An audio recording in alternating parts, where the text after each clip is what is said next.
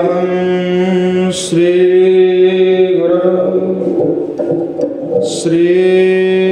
श्रीयुतपदकमलं श्रीगुरुन् वैष्णवांश्च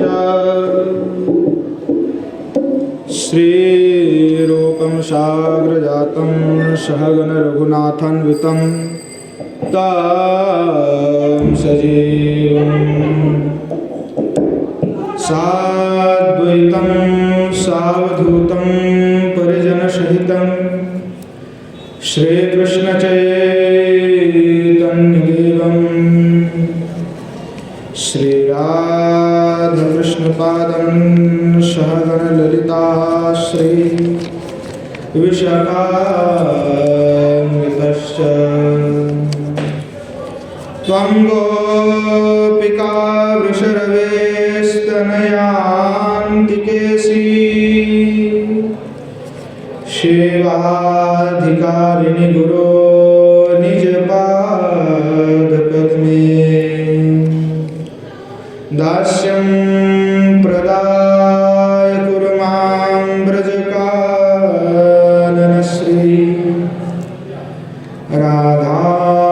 राधाङ्घ्रिसेवनरसे सुखिनीं सुखावदे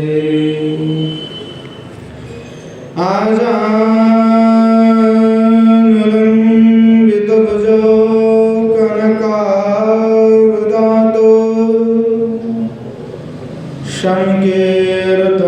शङ्केर्तनैकपितरो कमलायताक्षो विश्वाम्भरो द्विजवरो युगधर्मपालो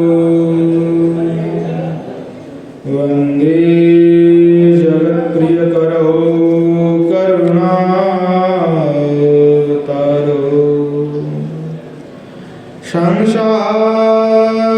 संसारदुःखजलदो पतितस्वकामो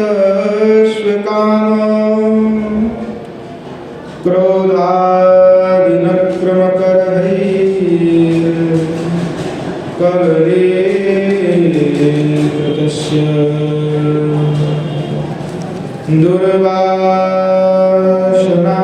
दुर्वासनानिगडितस्य निराश्रयस्य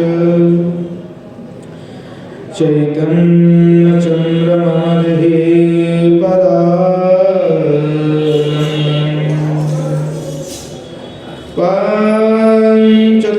पञ्चतत्त्वात्मकं कृष्णं भक्तरूपस्वरूपकं भक्तावतारं भक्ताख्यं नमामि भक्तशक्तिकम्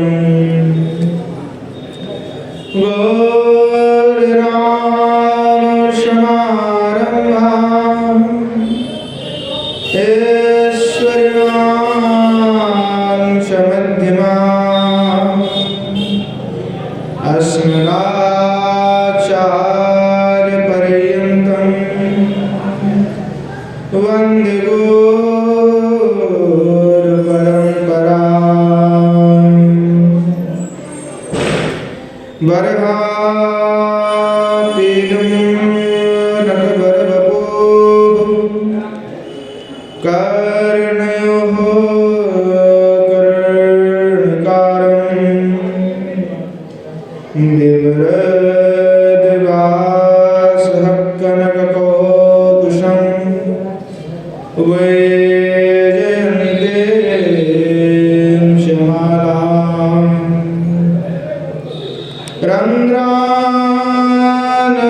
रन्ध्रानवेन रधरसुधया पूरयन् गोपवृन्दैः वृन्दारण्यं स्वपदर्णं प्रविशद्गीतकीर्तिः वंशी विभूषितकरान्वयैर्दाभा पीताम्बराधरो नबिम्बफलाधरोष्ठा पूर्णेन्दुसुन्दरमुखा दरविन्दनेत्रा कृष्णात् परं किमपि तत्त्वमहं न जाने। राधा करावचितपाल्लवल्लरी की राधा पदं कविलसन् मधुरस्थली के राधा यशोमुखरमत्तखगावली के राधा विहारिणे रमतां मनो मे विद्युल्लता विलसिता नुपमाङ्गकान्ति वैदग्ध्यकारुण्यरसाप्लुतपद्मनेत्रा वृन्दावननवनिकुञ्जरसैकतृष्णा राधां विना किमपि तत्त्वमहं न जाने। श्रीमद्भागवतं नौमि यस्यैकस्य प्रसादतः अज्ञातानपि जानाति सर्वसर्वगमान्ति वृषारूढमुमाकन्तं सोममीश सदाशिवं हरिनामरसन्मत्तं नौमि गोपीश्वरं हरम् नारायणं नमस्कृत्य नरं चैव नरोत्तमं देवीं सरस्वतीं व्यासं ततो जयमुदीरयेत्।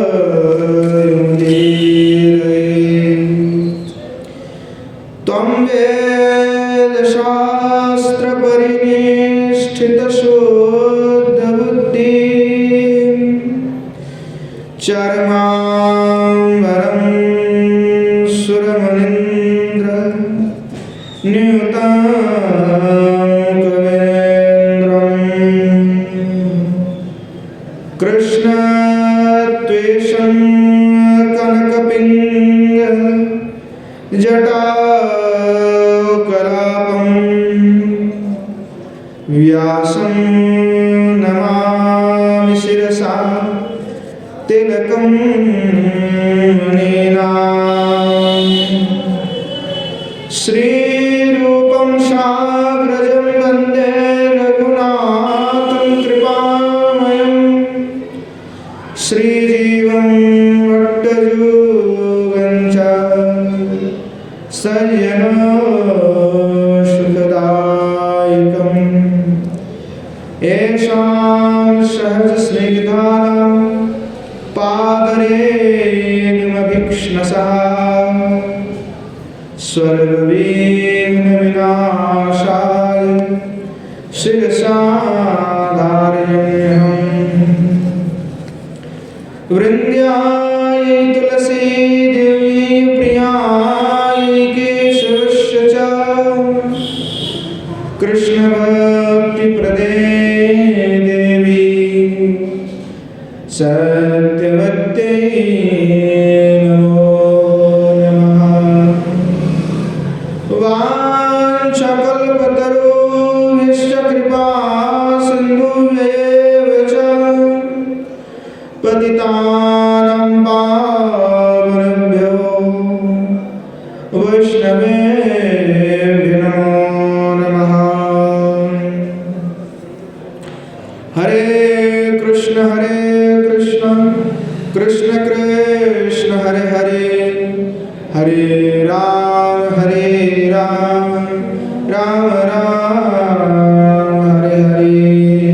श्रीमन महाप्रभु की जय। श्री युगल सरकार की जय। श्री कुशल बिहारी भगवान की जय।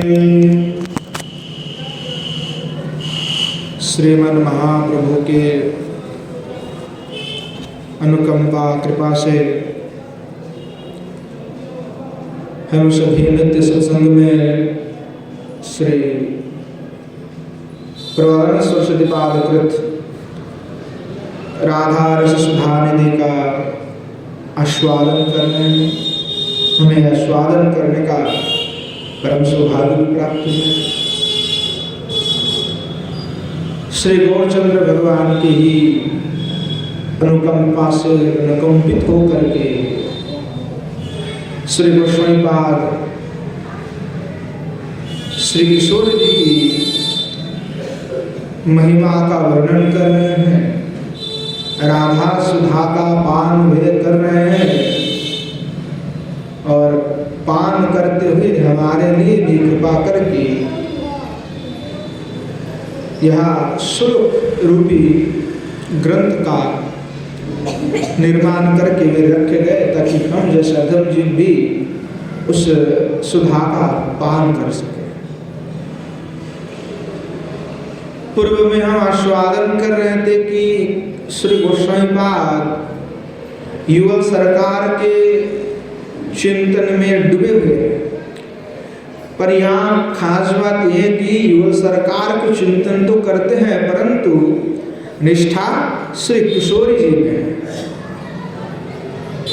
श्री किशोर जी की पदारविंद के मधु बन करके श्री गोस्वामीपाद विराजमान है। जैसे भक्त श्री भगवान के श्री चरण कमल के मधु बनना चाहता है,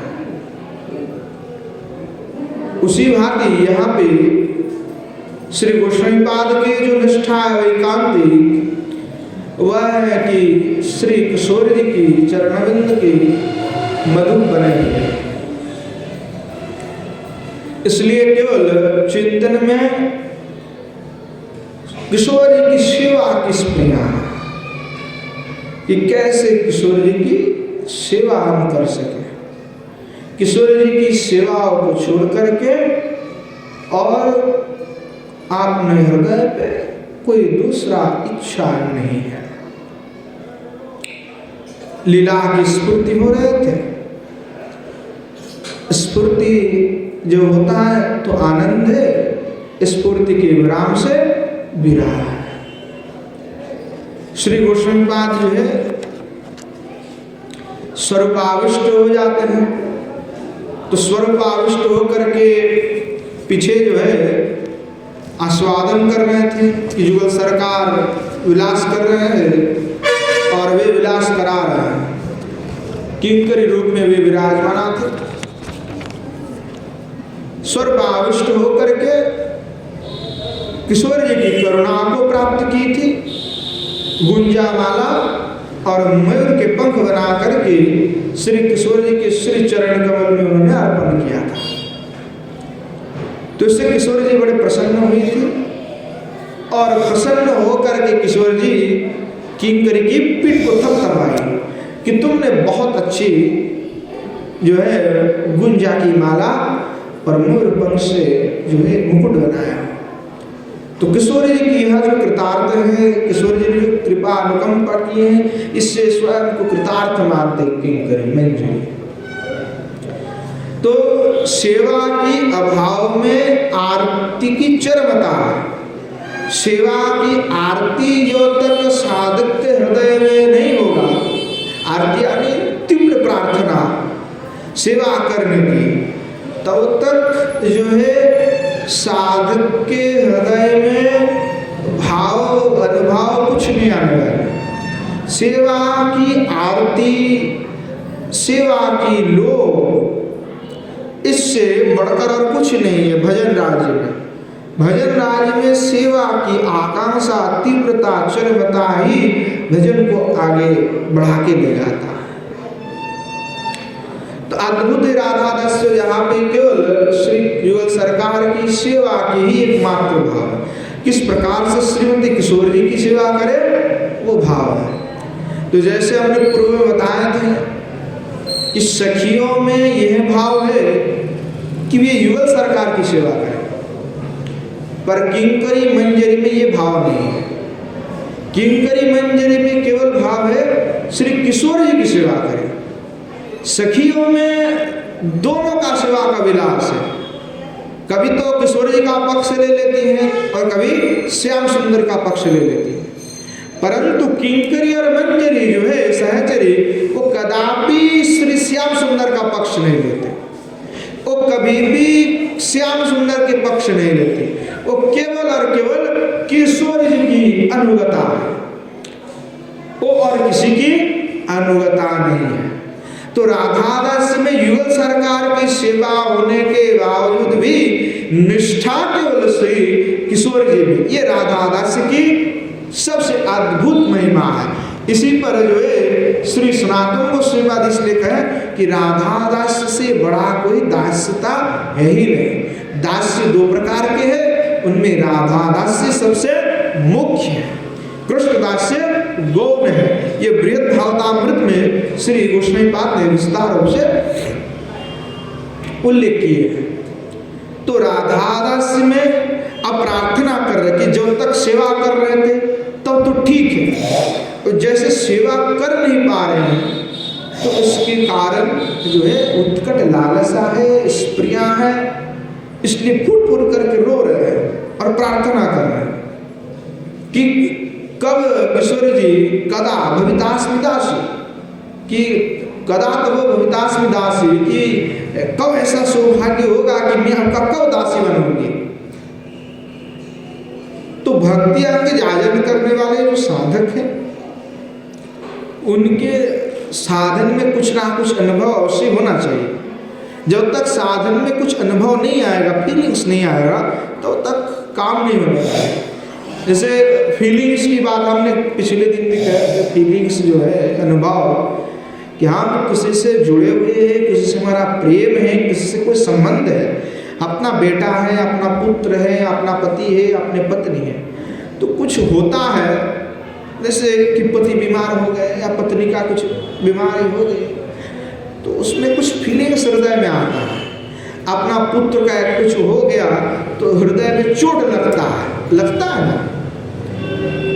कोई आदमी मर जाता है तो भले ही 10 दिन बाद आदमी भूल जाते हैं, अपना जीवन चलाने लगते हैं, परंतु 10 दिन तो बिरहा में रहते हैं, अनुभव होता है, सीने में दर्द होता है। तो क्या भगवान के लिए ऐसा कोई दर्द हो रहा है, कोई अनुभव हो रहा है कि हम भजन में लगे हुए हैं तो हमारे हृदय पे भगवान के लिए कोई अनुभव है कि भगवान के साक्षात दर्शन नहीं हो रहे हैं?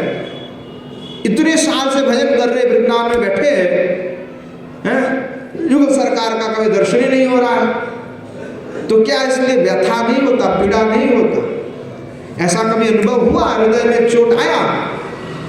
नहीं आया। तो नहीं आया का मतलब क्या है कि हमने कभी उनसे प्रेम किए नहीं, संबंध जोड़े नहीं। तो जब तक संबंध नहीं जोड़ जाता, जब तक प्रेम नहीं हो जाता, तब तक सेवा की अभिलाष नहीं जगता। और सेवा की अभिलाष निरंतर जगते रहना चाहिए।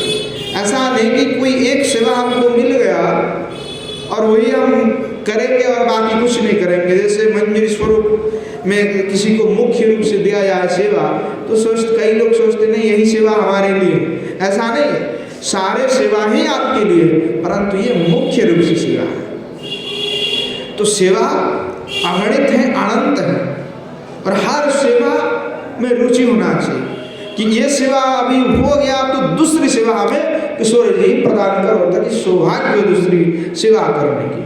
जितने भी हमारे गोस्वामी पाद आचार्य कोई एक सेवा भी मांग नहीं रहे हैं, सभी भिन्न भिन्न सेवाएं मांग रहे हैं, और सभी एक एक ही सेवाएं मांग रहे था। सभी कह रहे हैं कि मंजरी होकर के हम आपकी पाद संभान करना चाहते हैं। अनेकों गोस्वामी यही सेवा मांग रहे हैं, क्योंकि कब किसको मौका मिल जाए वो कोई पता नहीं। तो साधक दशा में ये सभी नित्य किंकरी है, नित्य मंजरी होते हुए भी साधक दशा में जो आनंद है उस आनंद लेने के लिए प्रकट हुए हैं। क्योंकि रूप सनातन गोसाई बात को कोई साधना की आवश्यकता नहीं है, ये नित्य ही किंकरी है, नित्य मंजरी है। परंतु दिखा रहा है किस लिए? हम जैसे अधम जीवों के लिए, ताकि हम ऐसे साधना कर सकें। तो साधन भक्ति में अगर अनुभव नहीं हो रहा है तो साधन भक्ति निर्जीव हो जाता है, अर्थात तो मृत प्राय हो जाता है। जैसे कुछ नदियाँ होता है मृत प्राय, तो ऐसे अनुभव नहीं होगा, अर्थात अनुभव क्या है? तो जल है, तो नदी में जल नहीं होगा तो क्या होगा? सूख जाएगा। तो ये अनुभव ही जीवित रखता है साधक को।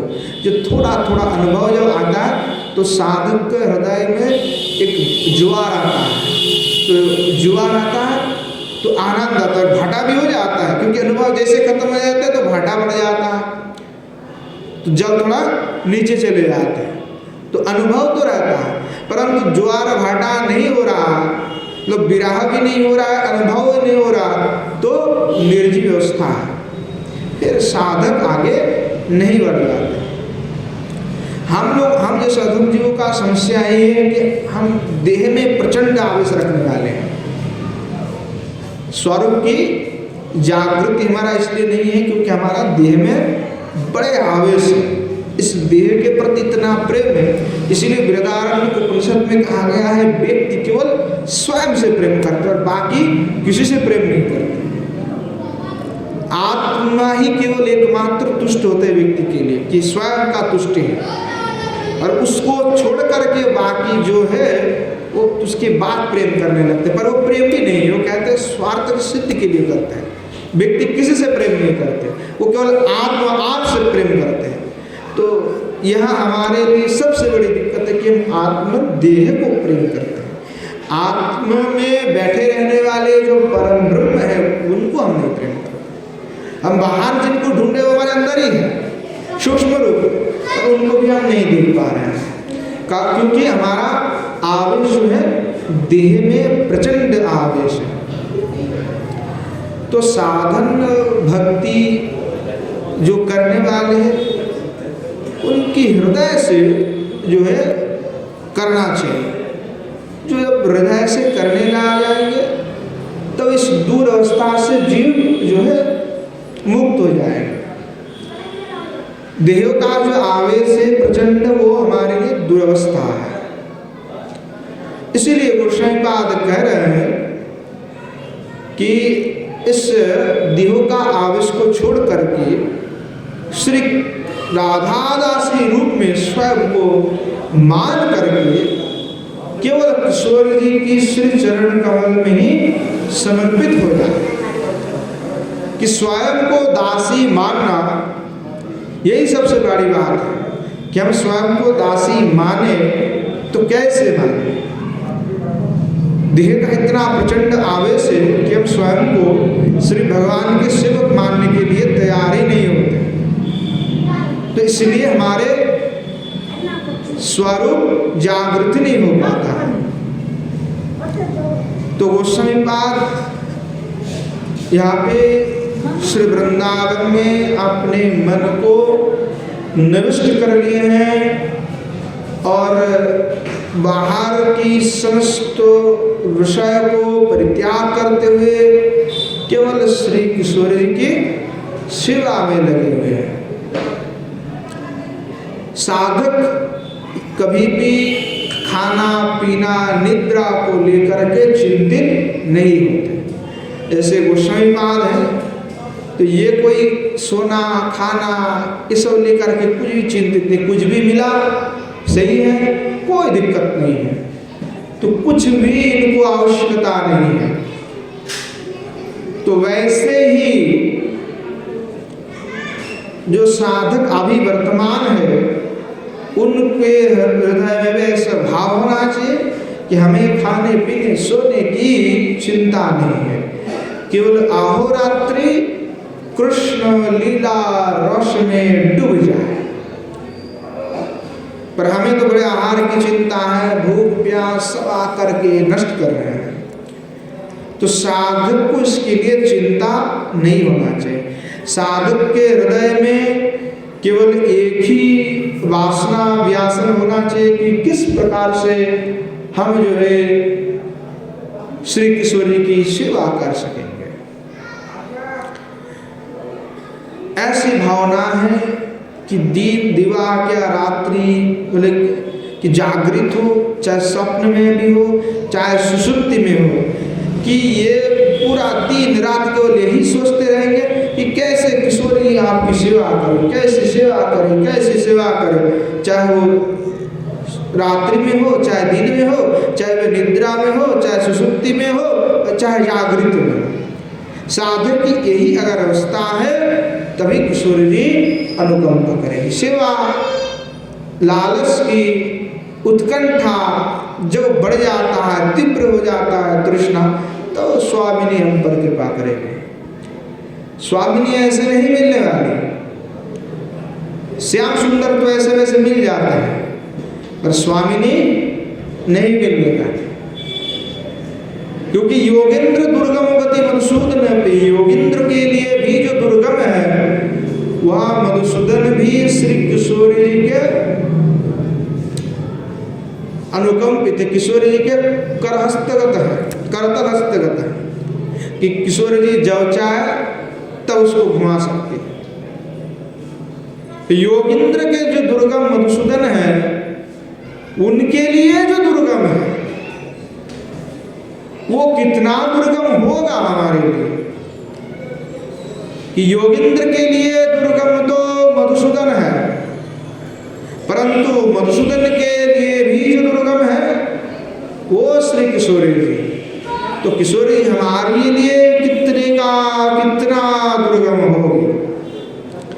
तो इसीलिए कहे कि निरंतर सेवा करते रहो, तृष्णा प्रबल तृष्णा ये होगा तो किशोरी जी अनुकंपा करेंगे। तो धीरे धीरे जो अनुभव है होगा, एक दिन में अनुभव कभी होता नहीं।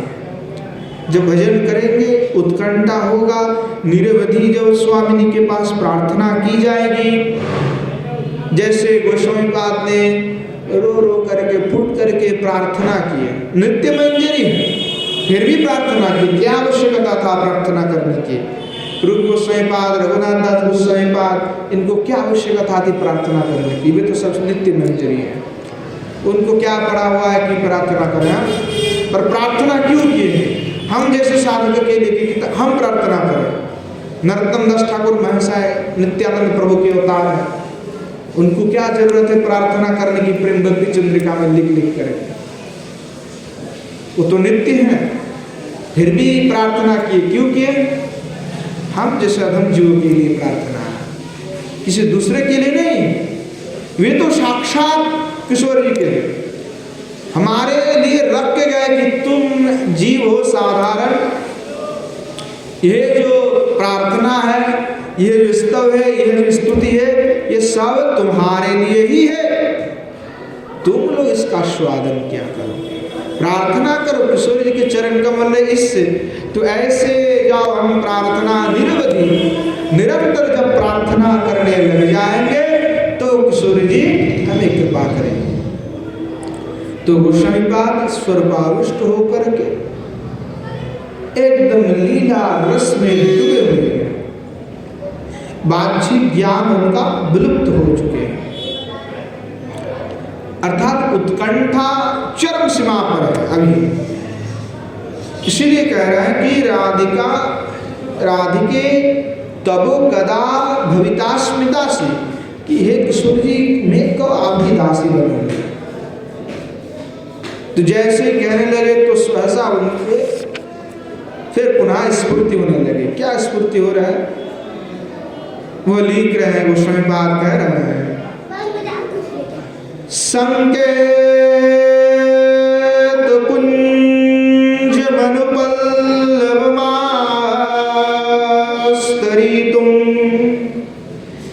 तत्तत् प्रसादमभितः खलु संवरेतो त्वं श्यामचन्द्रमभिसारयितुं धृताशे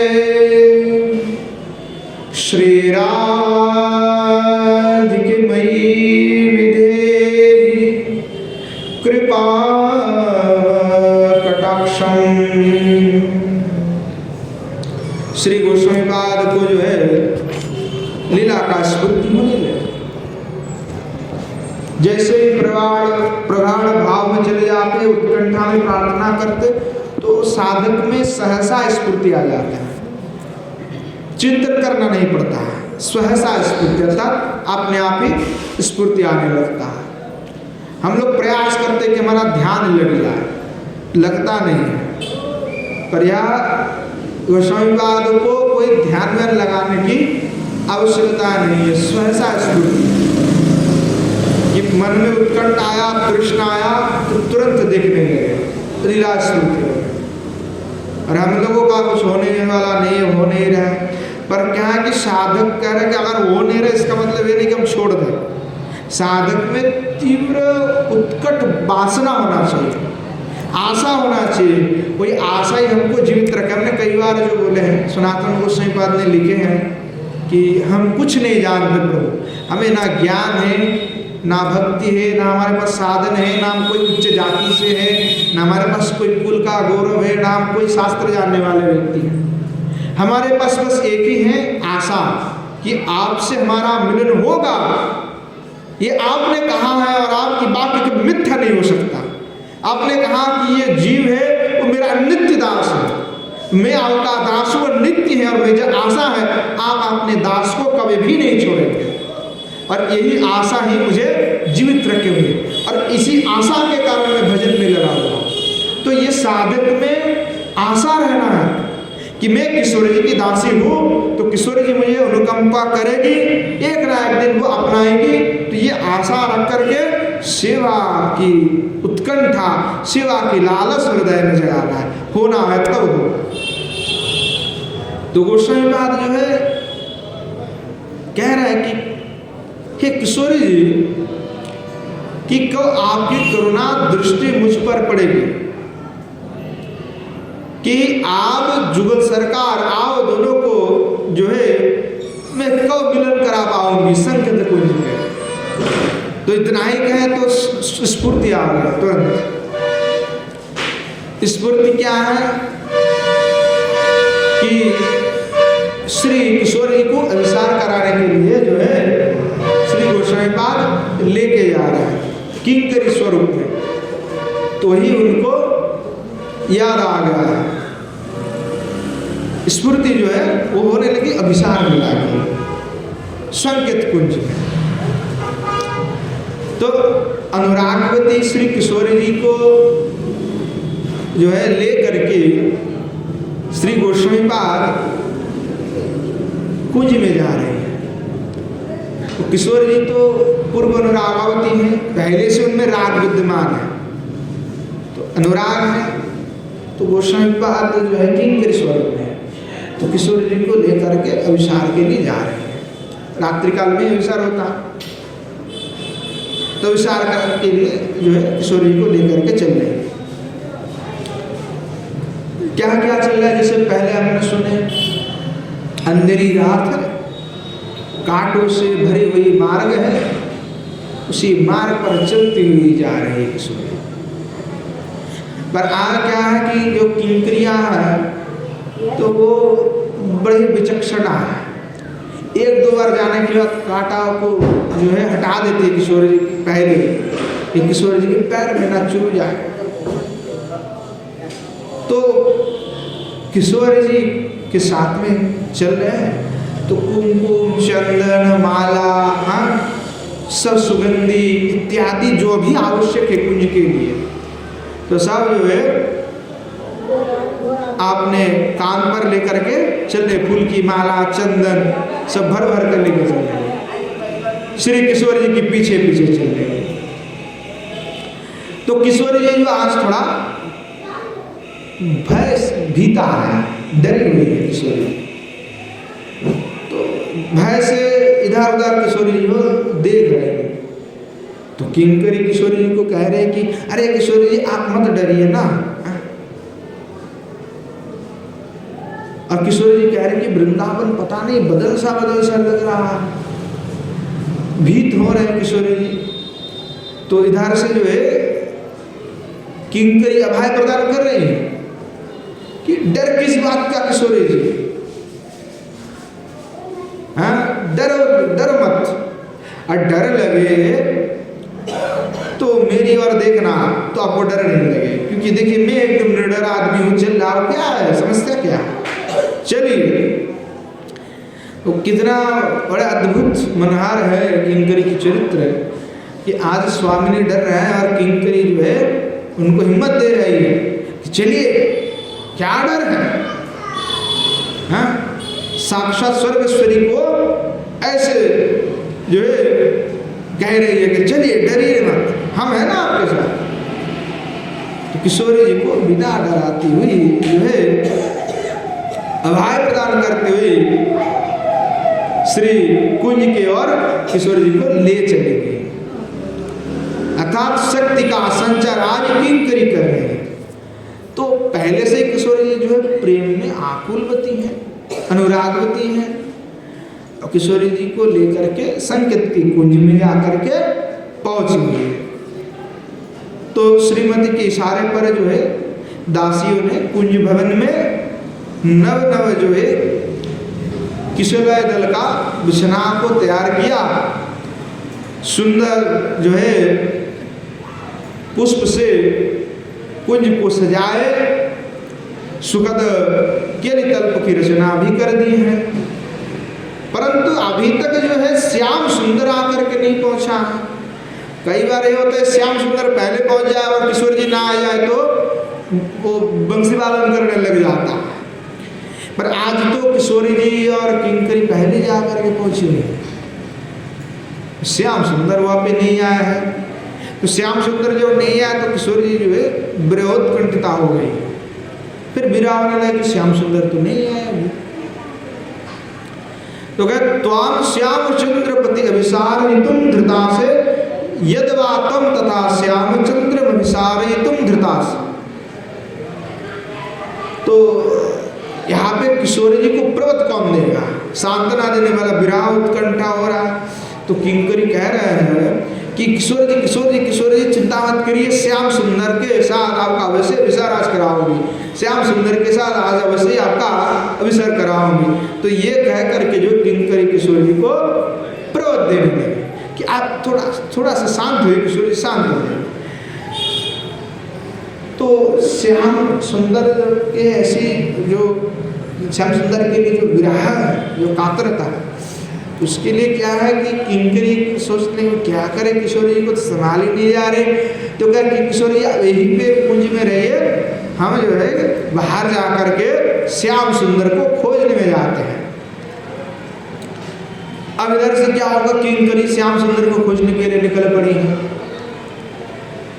अब इधर श्याम सुंदर जो है किशोर जी की विरह में इतना विरही हुए है, श्याम सुंदर को पता ही नहीं कि हम कुंज किधर है, रास्ता किधर है, वो भी बेचारा भटक रहे हैं आज। पिछले कभी कभी तो किशोर जी कांटों के वन से चलती है, आज श्याम सुंदर कांटों के वन से चल रहे हैं, उसको कोई ध्यान में नहीं है। तो क्या है, पता ही नहीं कि किधर से किधर चल रहे हैं, मतलब विरह में विधुरा होकर के अपना बुद्धि ज्ञान सब लोप हो गया। तो श्याम सुंदर जो है भूल करके दूसरी दिशा में चल रहे हैं, दूसरी दिशा में किशोरी जी की तलाश करें कि कुंज शायद इधर होगा, पूर्व में नहीं पश्चिम में होगा। तो ऐसे जो है तलाश कर रहे थे। तो वृंदावन का पवन बड़े अद्भुत है, मेघ भी अद्भुत है, सब अद्भुत है। तो वृंदावन का पवन क्या किए, श्री किशोर जी की अंगों का सुगंध को जो है पवन बहाते हुए श्री भगवान श्याम सुंदर के पास लेके गए। श्याम सुंदर के नाक ने किशोर जी के जो गंध है उसको सूंघ लिए। तो श्याम के नासारंध्र में जैसे जाकर के किशोर जी की शरीर की गंध पहुंची, तो श्याम सुंदर जो है विरह से इतने उत्कंठित हुए, तुरंत जिस ओर से वायु बह रहे थे उसी ओर जो है श्री ठाकुर जी भाग उसी रास्ते में चल पड़े। तो किंकरी भी थोड़े दूर से देखा कि उत्कंठित होकर के श्याम सुंदर जो है भाग के आ रहा है। श्रीमती किशोर जी के लिए उत्कंठित श्याम सुंदर को देख करके किशोर जी बड़े पुलकित हुए, हर्षित हुए। क्या प्रेम है किशोर जी के लिए हमारे श्याम सुंदर का, कि श्याम सुंदर आज दौड़ के आ रहा है। तो उत्कंठा से भरे हुए श्याम सुंदर की जो रूपमाधुरी है उसका आस्वादन किंकरी कर रहे हैं। श्याम सुंदर तभी सुंदर है जब किशोर जी के विराह में व्यथित हो जाए, विधुर हो जाए, विवश हो जाए। हैं बोले किंकरियों को श्याम सुंदर तभी अच्छा लगते हैं जब वे राधा भाव में भावित होते हैं, जब किशोर जी के प्रेम में वे विराह में डूब जाता है, तो जब राधा के लिए उत्कंठा उनमें है, जब तीव्रता होता है, तब जो है किंकरी को लगता है कि यही मदन मोहन है। दूसरे समय में वो मदन मोहन नहीं है। जो किशोर जी के विराह में वे कातर हो जाए तभी श्याम सुंदर के दर्शन करने में आनंद है, वही मदन मोहन है। तो किंकरी जो है उनका ऐसे अद्भुत स्वरूप का दर्शन कर रहे हैं। तो सहसा जो है श्याम सुंदर का तीक्ष्ण जो दृष्टि है वो किंकरी पर जाकर के पड़ी। तो किंकरी को जाकर के देखा जैसे किंकरी को, तो श्याम सुंदर के हृदय में जो है एक आशा जागृत हुआ कि नहीं, किंकरी जब दिखाई पड़ रहा है तो अवश्य ही किशोर जी वे यही आसपास ही होंगे। तो तुरंत श्याम सुंदर जो है जाकर के किंकरी से पूछने लगे कि बताओ कि हे सखी तुम्हारे अधीश्वरी कहाँ है? मंजरी को जो है किंकरी को पूछना है। मैं उनकी दर्शन करके व्याकुल हो उठ रही हूँ, कब उनका दर्शन होगा, इस चिंतन से व्याकुल हो रहा हूँ, कब उनका दर्शन हो पाएगा। और मैं इतना व्याकुल था कि मैं रास्ता भूल गया, पता ही नहीं चला कि कहाँ से कहाँ जाना था। आ रहा था संकेत कुंज, वो रास्ता भूल करके मैं किसी दूसरे ओर चला गया, इसलिए खोजते फिर रहा था। वे तुम्हारे अधीश्वरी कहाँ है, वहीं पर मुझे ले चलो, ले चलो। तो अब किंकरी जो है वो बड़ी रस की किंकरी है, रसिक किंकरी है। तो किंकरी जो है देख रहे कि श्याम सुंदर की कितनी उत्कंठा है, तो श्याम सुंदर के साथ जो है मजाक करने लगे किंकरी, उत्कंठाओं को देखने के लिए कि कितना तीव्र उत्कंठा श्याम सुंदर में। तो किंकरी कहने लगे कि हे श्याम सुंदर, हे नागेंद्र, आज तुम्हारे जो आशा है वो व्यर्थ हो जाएगा, आज व्यर्थ है, क्योंकि हमारे नागरीमणि तो आज घर ही रहेगी, आज तो वे आए नहीं हैं। हाँ? वो तो घर पर ही रहेगी। तो श्याम सुंदर बड़े कातर होकर के रो करके पूछने लगे, आंसू गिरने लगे श्याम सुंदर के नृत्य से। और श्याम सुंदर कहने लगे कि ये वन में नहीं आए, सही में नहीं आए वन में। तो किंकरी जो है कहने लगी नहीं नहीं, आज तो नहीं आए, क्योंकि गुरुजन ने उनको आने नहीं दिए, कुछ आज्ञा दिए थे, इसलिए घर के काम में ही व्यस्त हो गई है, इसलिए नहीं आ पाएगी। तो श्री भगवान श्याम सुंदर जो है पूछने लगे, तो इस समय भी क्या कर रहे हैं? तो किंकरी जो है कहने लगी कि आज जो है वे गुरुजन के आदेश से घर के काम में लगे हुए हैं और जो है दही के भ्रम में जल भरे घड़े का मंथन कर रहे हैं। दही के भ्रम में जल भरे हुए घड़ा को मंथन करे, दूध नहीं मंथन कर रहे, जल को मंथन करे। किंकरी जो मजाक करने लगे श्याम सुंदर से, कितना उत्कंठा है किशोर जी के लिए। तो श्री भगवान कहने लगे श्याम सुंदर, इससे क्या हुआ? अब भाई जल की घड़ा काहे मंथन कर रहे हैं? दूध की घड़ा मंथन करते हैं, दही का मंथन करते, तो इससे क्या होगा? क्या हुआ? तो किंकरी जो है कहती है कि उन्हें जल मंथन करते देखकर, जो है वो जल जो मंथन कर रहे हैं किशोरी जी, तो इन्हें जल मंथन करते देख ये सोचकर कि तुम्हारे प्रेम के कारण ही उनका ये मानसिक विकार है, तुम्हारे प्रेम ने उनको मानसिक विकारवती बना दिए है। और जटिला ने उन्हें भला बुरा कह करके घर के भीतर ही बंद करके रखी हुई है, इसीलिए आज जो है वो नहीं आ पाए। श्याम सुंदर भी बड़े चतुर हैं। श्याम सुंदर कहने लगे, तो सखी एक बात बताओ, पर मुझे तो उनकी अंग की गंध आ रहा है, हाँ शरीर की जो गंध है किशोरी जी की, वो मुझे आ रहा है, वो कहाँ से आ रहा है? तो किंकरी भी बड़े अद्भुत चतुर हैं। किंकरी कहने लगे कि श्याम सुंदर, ये किशोरी जी की अंग का गंध नहीं है। श्याम सुंदर बोले, किसका अंग गंध है फिर? बोले देखो श्याम सुंदर, ये जो मैंने आज जो पहना है ना, वो किशोर जी की वस्त्र है, किशोर जी की वस्त्र है। तो किशोर जी ने कृपा करके उनका वस्त्र मुझे दे दिए थे। तो जब उन्होंने उनका वस्त्र मुझे दे दिए थे, तो उन्हें कहा ही जो वस्त्र जो है आज मैंने पहने हुए है, इसीलिए इसी वस्त्र का सुगंध आपके नाक में जा करके लगा हुआ है। किशोर जी तो यहाँ पे है नहीं, हाँ? तो ऐसे जो है किंकरी कहने लगी। तो श्याम सुंदर तो और भी तड़प रहे थे, आज क्या होगा हमारा, क्योंकि किशोरी जी उनका जीवन धन है, प्राण धन है, आत्मा है किशोरी जी, हाँ? कृष्ण का आत्मा होता है। अद्वैतवादी कहते नहीं होते, हम कहते होता है, हाँ? कृष्ण का आत्मा कौन है? राधिका है। कृष्ण से आत्मा तो राधिका, और इसीलिए भगवान आत्मा राम है, आत्मेति रमेति आत्मा राम। तो आत्मा तक किशोर जी में रमण करते हैं, इसीलिए वो आत्मा राम भगवान है। तो किशोर जी उनके आत्मा स्वरूप, आत्मा के बिना क्या देह तो रहता नहीं, प्राणाधार है।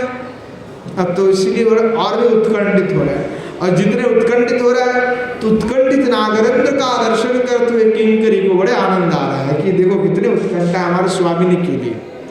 और कृष्ण से प्रेम नहीं है, कृष्ण से प्रेम होता तो थोड़ी कपटता करते, कृष्ण से प्रेम नहीं, प्रेम किशोर जी से।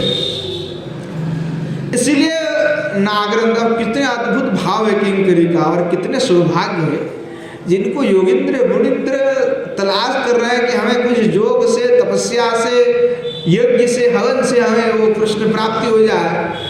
पर यहाँ पे किशोरी जी का किंकरियों का इतना अद्भुत प्रेम है कि किंकरी वही योगिंद्रों को घुमाने वाले भगवान को ही घुमा रहे हैं। योगिंद्र अर्थात कहते हैं कि यो आज श्री माता यशोदा के हाथ में बंधे पड़े हुए हैं उदुखल में, उनको पाने के लिए योगिंद्र मुनिंद्र दौड़ते हैं, पर वो भागते हैं, रुकते नहीं किसी के लिए। आज माता यशोदा ने उनको बांध के रखे हैं। और यहाँ पे हम क्या देखते हैं कि वही जो श्याम सुंदर है, योगिंद्र मुनिंद्र को घुमा रहे हैं, तपस्या करोड़ों साल से तपस्या कर रहे हैं, और उनको हमारे किंकरिया घुमा रहे हैं। तो कितने किंकरी के सौभाग्य है। इस योग तपस्या बल से यहाँ प्राप्ति नहीं होता, ये केवल प्रेम से प्राप्ति होता है। इसलिए प्रेम की बड़े महिमा है। आगे हम आस्वादन करेंगे, अगले दिन प्रवचन में आएगा कि किस प्रकार से प्रेम श्रेष्ठ है। आज वो श्लोक नहीं, आगे व्याख्या में आएंगे कि गोस्वामी पाद ने प्रेम की कितने महिमा गए कि ब्रह्मानंद जो होते हैं, अरे ब्रह्मानंद तो एक तुच्छ मात्र है, महासमुद्र जैसे प्रेम का है, और उस समुद्र का एक बूंद ब्रह्मानंद है। तो ब्रह्मानंद से में क्या मतलब है? तुम बनो ब्रह्मानंदी। कितने ब्रह्मानंदी हो गए सब, किशोरी जी का, श्री ठाकुर जी का श्री रूप को दर्शन करते पगला गए। सुखदेव गोस्वामी समय बाद में ब्रह्मानंदित है बैठे थे, श्लोक को श्रवण किया, वरहावेणम नटवर वपुः, बस उनका ब्रह्म का आनंद छूट गया, बेचारा भागते भागते दौड़ करके भागवत के रस में डूब गए। तो बड़े से ब्रह्म, ये भी परमानंद सरस्वती बाद भी ब्रह्मानंदित है, ब्रह्म के आनंद में थे। पहले देखा कि ब्रह्मानंद है जो किशोर जी ने साक्षात स्पर्श कर दी, महाप्रभु ही किशोर जी, महाप्रभु ने स्पर्श किया तो भाई ब्रह्मानंद छूट गया, परमानंद में डूब गया, इस रस में डूब गए। तो इसलिए रस की बात करते, भाव की बात करते, पांडित्य की बात नहीं करते। तो क्या है कि अब जो है किंकरी आप कितनी सौभाग्य किंकरी की, किंकरी ऐसे कहने लगे। तो अब किंकरी की सब बात को सुन करके श्री श्याम सुंदर और भी व्याकुल हो गए और भी प्रार्थना करने लगे किंकर से, नहीं नहीं नहीं, किसी भी प्रकार से हमें किशोरी से मिलवा दो, मिलवा दो, मिलवा दो। कहने लगे कि हाय हाय करने लगे श्याम सुंदर, क्या आज हुआ किशोरी जी हमें नहीं मिलेगा, क्या किशोरी जी नहीं मिलेंगे, हाँ कैसे भी करके मिला दो, क्या आज वे कुंज को सुशोभित नहीं करेगी, क्या वो नहीं आएगी। तो ऐसे जब विलाप करने लगे श्याम सुंदर, तो कहने लगे ठीक है चलो मिलाते हैं आपको। ऐसा भगवान कई बार संगीत माधव में गोसाई बात वर्णन किए, एक बार नहीं मिले श्याम सुंदर तो ललिता से बड़े रो रो करके प्रार्थना किए। एक बार क्या हुआ कि श्याम सुंदर बहुत दिन से किशोरी से नहीं मिले, तो व्याख्या करो, थोड़ा समय नहीं मिलते तो लगता है कि कितने काल तक नहीं मिले हैं। जब इतने नित्य रास करते तब भी उनको लगा कि एक पलक झपकने में जितना समय लगता है उतना देर तक रास हुआ। तो ये आनंद है, समय का पता ही नहीं लगता। बहुत दिन नहीं मिले तो जाकर के ललिता के पैर में गिर पड़े श्री भगवान, कि अपना अंगूठा बंसी सब ललिता के चरण में रख दिए, बोले आज से मैं तुम्हारा हो गया, तुम जो कहोगी मैं वो मानूंगी, बस एक प्रार्थना है कि तुम्हारे अधीश्वरी श्री किशोरी जी से मिलवा दो, नहीं तो मेरा जीवन नहीं रहेगा, कैसे भी करके मिलवाओ। अब तो ललिता देखे इतना गिड़गिड़ा रहा है बेचारा, तो उसको जाकर के ले जाते हैं। किशोरी जी जाकर के विनीत प्रार्थना की तो किशोरी जी का नहीं नहीं हम नहीं मिलेंगे उनको। तो श्याम सुंदर बिना खाए पिए अपना वस्त्र को ऐसे परिधान किए हुए, पीला तो पीला वस्त्र नहीं रहा भगवान का, अब पीला वस्त्र था वो तो मिट्टी का रंग हो गया। हाँ, बैठे हुए श्याम सुंदर मिट्टी में ऐसे लोटपाट हो रहा है, किशोरी जी करके खाना पीना बंद कर दिए, बंसी वंसी सब छोड़ दिए बजाना। वो किशोरी जी जिस मार्ग से जाती है उसी मार्ग में बैठे हुए हैं श्याम सुंदर, बिना खाए पिए, उनका शरीर रुग्ण हो गया। जब किशोरी जी अपने सखी से आते तो श्याम सुंदर बैठे हुए मार्ग में, किसी किशोरी जी आएगा तो मुखारबिंद का दर्शन में करूंगा, क्योंकि जब तक मुखारबिंद दर्शन नहीं होगा तो श्याम सुंदर का प्राण नहीं बचने वाले, वो सतेज नहीं होने वाले, मुख का श्री नहीं वृद्धि होने वाले। तो किशोरी जी आज क्या करते हैं, घूंघट ओढ़ करके आते हैं। तो श्याम सुंदर के एक बार दिखवा दो, अरे किशोर जी एक बार दिखवा दो, गिड़गिड़ाते हैं कि एक बार मुख का दर्शन कराओ, एक बार बस एक बार दिखवा दो। तो बड़े विलाप करते हैं श्याम सुंदर, बहुत तसल्ली की बात, बहुत कसरत करते हुए सखियों किंकर सब मिल करके किशोर जी की पास प्रार्थना करके जो श्याम सुंदर को किशोर जी का श्री मुखारविंद का दर्शन कराता है। तो जब तक श्याम सुंदर किशोर जी की श्री मुखारविंद का दर्शन नहीं करेंगे तब तक उनमें उत्कंठता रहेगा, व्याकुल हो गए श्याम सुंदर। थोड़ा सा तसल्ली दे करके किंकरी कहने लगी, चलिए श्याम सुंदर आपको किशोरी से मिल रहा है। तो जब से ही कहा तो श्री भगवान का अंधकार चित्त में नैराश्य जो था अब आशा का संचार हुई कि पहले नैराश्य था कि मिल पाऊंगा कि नहीं मिल पाऊंगा, अब थोड़ा आशा ही जागृत हुआ। तो श्याम सुंदर जो है किंकरी की पीछे पीछे चलने लगे, क्योंकि श्याम सुंदर इतने उत्कंठित है उनको पता ही नहीं लग रहा किधर पूर्व है किधर पश्चिम है, किधर से उनको जाना है, कोई आता पता नहीं। इसीलिए किंकरी कह रहा हमारे पीछे चलिए, हम लेकर के चले जाते हैं। तो राधा किंकरियों की जो है बड़े महिमा है, अर्थात आनंदमय जो भगवान है, सच्चिदानंद स्वरूप में भगवान है, तो आनंदमय भगवान के अंतर में भी आनंद का संचर करने वाले किंकरी है। अर्थात सच्चिदानंदमय भगवान है, वो कभी दुखी नहीं होते, परंतु विरही होते हैं, व्याकुल हो जाते हैं, पर उस समय वो आनंदमय नहीं रहता, वो विरहीमय हो जाता है। तो जो भगवान नित्य आनंदमय है, जिसको किसी के आनंद की आवश्यकता नहीं पड़ती, परंतु यहाँ पे किंकरी में ऐसी अद्भुत सामर्थ्य है कि वही आनंदमय भगवान के हृदय में भी ये आनंद संचार कर देते हैं। जो कहाँ के किशोरी के पास ले चलते हैं, जो जितना श्याम सुंदर आनंदित हुए हैं, वो तो वही जानता है कितने आनंद उनको प्राप्त होगा। तो वो सही बात कहते हैं, किंकरी का इतनी महात्म्य मंजरी का कि और किसी को इतना सौभाग्य प्राप्त नहीं है कि भगवान सच्चिदानंद के हृदय में भी आनंद का संचार कर देवे। ऐसा किसी में सामर्थ्य है क्या? नहीं है। तो इसलिए किंकरी मंजरी की सबसे बड़ी अद्भुत महिमा है। इसीलिए राधा दास से बढ़कर के और कुछ नहीं। चाहे संसार में जितने भी भक्त हो, जितने भी महापुरुष हो, वो सब चाहते कि एक बार किशोर जी की दासी हम बन जाए। यहाँ समस्त श्रुति जाकर के प्रार्थना करने लगते कि भगवान, एक बार का श्रुति जाकर के प्रार्थना करने लगे भगवान से कि भगवान, एक प्रार्थना है कि हमारा तो स्तुति सभी लोग करते रहते हैं, पर हम चाहते हैं कि हमें एक बार, हमने सुना है कि ब्रज की गोपियों के जैसा कुछ श्रेष्ठ नहीं है, तो हमें एक थोड़ा कृपा करके ऐसा कर दीजिए कि हम गोपी हो जाए। भगवान श्याम सुंदर कहने लगे कि ठीक है, गोपी तो बनना चाहते हो, पर हमारे हाथ में नहीं है ये चीज़ कि गोपी तुमको स्वरूप हम दे दें। तो बोले किसके हाथ में है? बोले ये तो ब्रज को गोपियों के हाथ में है कि वो कृपा कर देवे, तब जाकर के जो है हो सकता है कि तुम गोपी बन जाओ। बोले क्यों आपके हाथ में नहीं, ऐसा क्या बात है? बोले क्या होता है, हमारे लक्ष्मी देवी को ही हम गोपी का स्वरूप नहीं दिला पाए।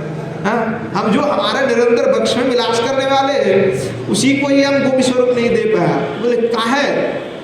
बोले काहे क्या होता है कि जब तक गोपी की शरणागत नहीं होते तब तक गोपी का स्वरूप नहीं प्राप्ति हो सकता, प्रेम नहीं प्राप्ति हो सकते। इसीलिए गोपियों के अनुगत के बिना तो होगा नहीं। एक बार जो क्या हुआ कि भृगु मुनि है, तो ऋषियों में भृगु सबसे श्रेष्ठ है।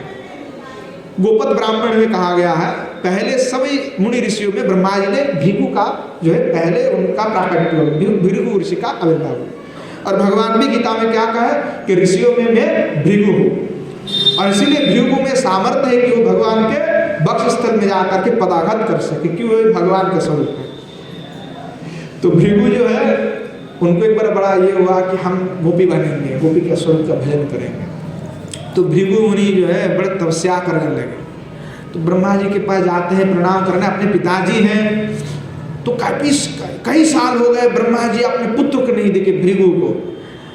तो मन में सोचे कि मेरा बेटा कहाँ गया? हाँ, दूसरे पुत्र तो दिखाई पड़ रहे हैं, वो और कहाँ गए? इसका वर्णन जो है हमारे राधा कृष्ण गोस्वामी पाद 10 श्लोक की भाष्य में किए हैं। तो लिखते हैं गोस्वामी पाद कि तो भृगु जी जो है तपस्या करने लगे।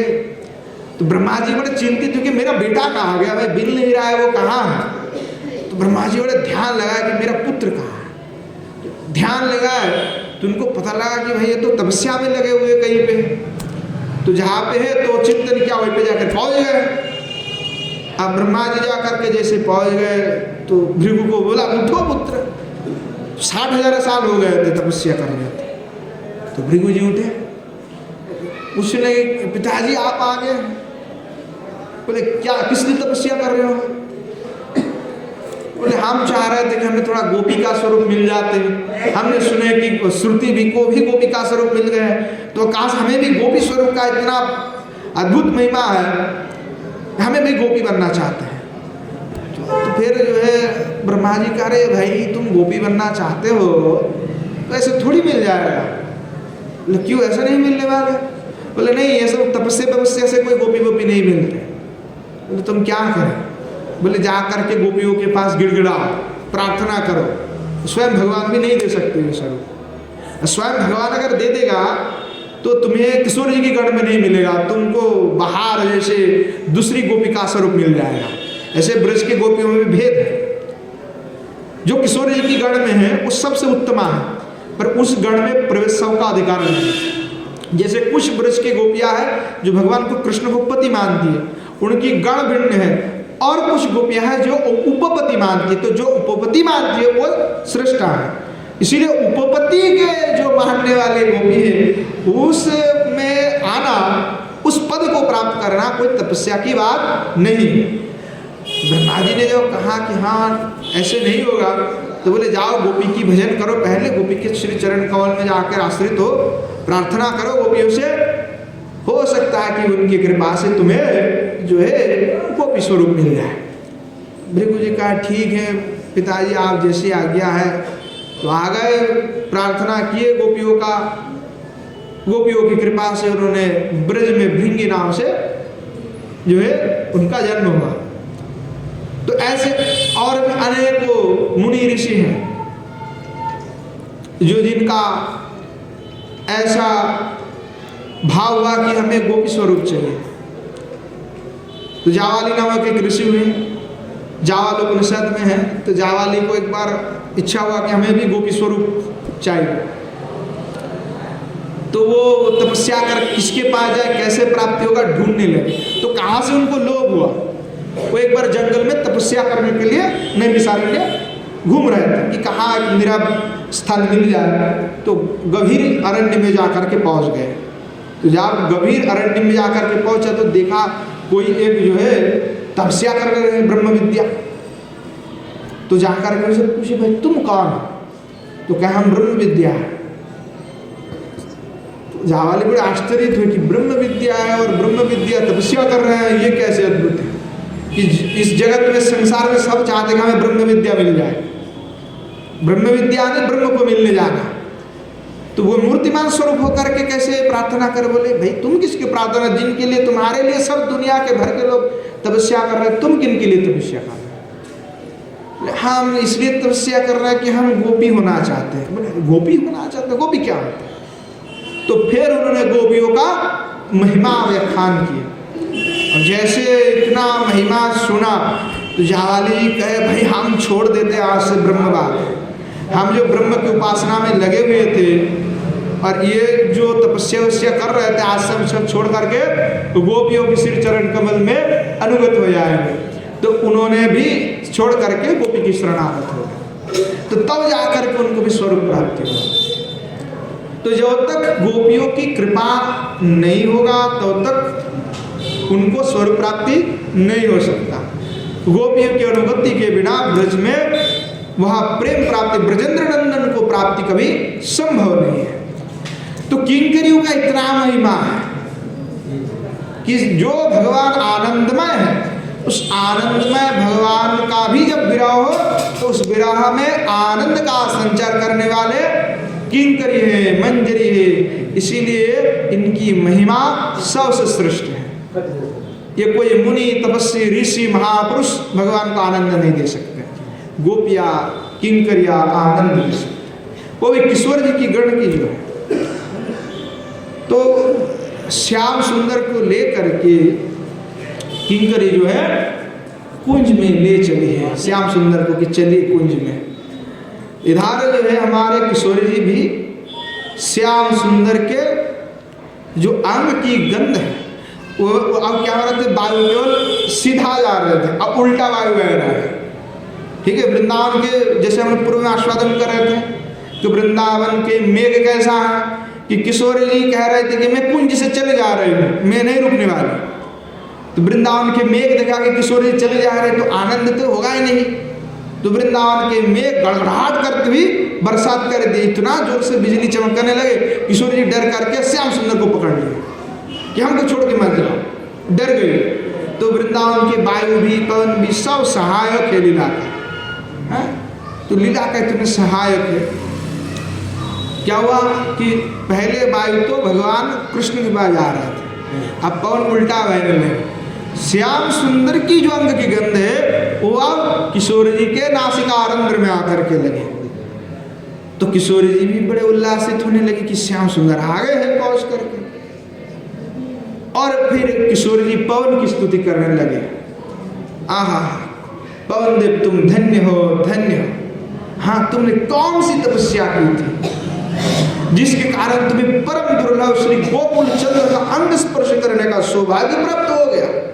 हाँ, जो मधुसूदन है, जो दुर्गम है, उनकी अंग की स्पर्श करना कोई सौभाग्य की बात नहीं तो क्या है? ऐसा थोड़ी कोई भी भगवान को स्पर्श कर लेगा। तो पवन की स्तुति करने लगे कि तुमने कौन से तपस्या किया है कि जिस तपस्या के कारण तुम्हें श्री श्याम सुंदर के अंग का स्पर्श करने का परम सौभाग्य प्राप्त हुआ। तो उस तपस्या का पता चल जाता, किशोर जी कहने लगे कि उस तपस्या का पता मुझे चल जाता तो मैं भी वैसे आचरण करने लगता। श्याम किशोर जी की बड़े अद्भुत प्रेम। एक बार क्या हुआ कि बंसी से कहने लगे, किशोर जी बंसी को कहने लगे कि बंसी को देख करके कहने लगे कि बांस को प्रार्थना करने लगे कि हे बांस, कि तुम्हारे कुल सबसे बड़ा धन्य है। जो बांस होते हैं ना, बांस की कुल, बांस की जो कुल है वो सबसे बड़ा धन्य है। बोले कहाँ धन्य है, क्यों धन्य है? बोले बांस की ऐसी परम तपस्या इन्होंने किया है जिसके कारण श्याम सुंदर के अधर में लगे रहते हैं और निरंतर श्याम सुंदर का अधरत्व जो रस है उस रस का अपान करते हैं और हाथ हस्त में धारण हुए श्याम सुंदर। तो ये वंशी कुल का सबसे धन्य है। तो मैं भी चाहता हूँ कि तपस्या करके मुझे ऐसा सौभाग्य प्राप्त हो जाए कि मैं वंशी कुल में मेरा जन्म हो और वही वंशी से भगवान की वेणु बनाया जाए और मैं निरंतर श्री श्याम सुंदर के अधर में विराजमान हो। तो किशोर जी जो है ऐसे अद्भुत प्रार्थना करते रहे। कभी तो किशोर जी ये कहते हैं कि श्याम सुंदर के गले में जो पुष्प है उस पुष्प का ऐसी अद्भुत सौभाग्य है कि श्याम सुंदर जब जिम्भरण लेते हैं तो श्याम सुंदर के मुखारविंद का जो रस है वो आकर गिरते हैं। तो कहा किशोर जी ऐसे रस की प्राप्ति होता तो श्याम सुंदर के निरंतर गले में रहता। हाँ, क्या अद्भुत है, ऐसा सौभाग्य का मुझे ही मिल जाता। कहा कि कभी हमारा भोरा की योनि में भी अगर हमारा जन्म हो जाते तो हम बड़े आपने आपको कृतार्थ मानते कि श्याम सुंदर के गले में जो पुष्प धारण किए हुए तो उनके पुष्प के चारों ओर भोरा मंडल आता है। तो कहा कि पुष्प में क्या होता है, मधु। तो श्याम सुंदर के मुखारविंद से निसृत भी जो रस है वो भी तो मधु से कम थोड़े ही है। तो उसका पान में भी कर लेता भोरा हो करके। तो मुझे तो सबसे श्रेष्ठ जोनी लगता है भोरा की जोनी, और हम कहते कि मनुष्य जनी सबसे श्रेष्ठ है और किशोर जी कहते हैं बांस का जनी श्रेष्ठ है, ये भोरा की जनी भी श्रेष्ठ है, कोई जनी श्रेष्ठ कम नहीं है, सब उत्तम से उत्तम कटी है जो भगवत सेवा में लगे। तो किशोर जी के भाव कितना अद्भुत है। तो किशोर जी जो है पवन देव को ऐसे कहने लगे। श्री रूप गोस्वामी पाद कहते हैं कृष्ण की संबंधो गंधो पाने की उत्कट इच्छा से अप्राणी होकर जन्म लेने की प्रबल लालसा जो है एक अनुराग का ही एक क्रिया है। तो ये क्या है, प्रबल अनुराग है। इतने प्रबल अनुराग है जिस प्रबल अनुराग के कारण किशोरी जी उस योनि की बात कर रहे हैं, उनकी तपस्या की बात कर रहे हैं, उनके बात कर रहे हैं जिसके कारण उन्हें श्याम सुंदर का पता चला, श्याम सुंदर की रस में वे डूब गए। इसीलिए उनकी इतनी अनुराग है कि जिनके माध्यम से श्याम सुंदर का पता चला या जिनके माध्यम से श्याम सुंदर को सुख मिल रहा है उन योनि का जो है वो महिमा गायन करते किशोर जी। और आपने उत्कट इच्छा भी प्रार्थना कर देते कि ऐसे काश हमें भी ऐसे मौका मिल जाए। तो श्याम सुंदर को लेकर के जो है किशोर जी के पास में जाकर के हमारे श्री किंकरी जाकर के पहुँची हुई, और जैसे किंकरी जाकर के पहुँची हैं तो श्याम सुंदर को देख करके ही किशोर जी बड़े पुलकित हो गए, बड़े आनंदित हो गए। और वो जो दशा है तो परस्पर वशिभाव प्रेम वैचित्र्यम यथा, कि वहाँ दोनों का जो मिलन से जो प्रेम का वैचित्र प्राकट्य होता है वो देख करके किंकरिया आनंदित हो जाते। ये जुगल सरकार दोनों एक दूसरे से मिले हुए, तो किंकरी ने जा करके जो है कहा कि श्याम सुंदर को लीजिए, पकड़िए किशोर जी, आपके हाथ में हमने समर्पण कर दिया। बोले युगल सरकार की जय। तो ऐसे युगल सरकार को मिलन करवा दिए। तो श्याम सुंदर भी बड़े देखने लगे किशोर जी को, और किशोर जी भी श्याम सुंदर को देखने लगे। तो श्रीमती जो है क्या करे, श्याम सुंदर ने अपना अधर्म जो पान होते वो चबा रहे थे, तंबुल, तो चबाते हुए जो है वो चबा करके किशोर जी को दिए। बोले लो। तो श्री किशोर जी क्या किए, जैसे दिए तो श्री किशोर जी के मुंह में डाल दिए भगवान ने, श्याम सुंदर ने, लो खाओ। तो श्याम किशोर जी ने क्या ऐसे करके फेंक दिए। तो ची ची ची ची, मैं ऐसे कामों को सट लंबट की पान चबा हुआ झूठा नहीं खाती, ची, फेंक दिए। तो वहीं पे एक पेड़ था, उस पेड़ के पत्ते में जाकर के गिरे, और जैसे गिरे तो किशोर जी किंकरी ने क्या कर, चुप कर उसको उठा लिया, उठा करके चुप लिया, आपने पधर लिया और आपने मुंह में तुरंत लगा लिया। क्या युगल सरकार की जो चढ़ाए हुए पान है वो मिल गया। तो इतने बड़े भारतीय आपने आपको सबको धन्य माना, हाँ क्या अद्भुत है। तो युगल सरकार तो विलास कर बोले ठीक है आप लोग जाइए विलास करें।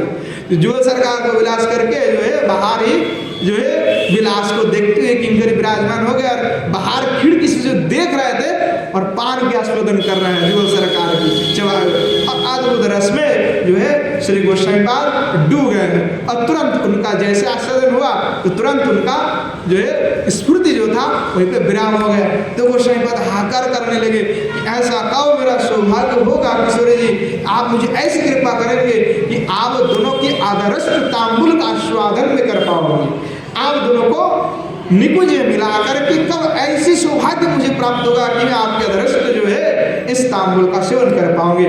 ऐसा कह करके श्री गोस्वामी पाद पुनः जो है किशोरी से प्रार्थना करने लग जाते हैं।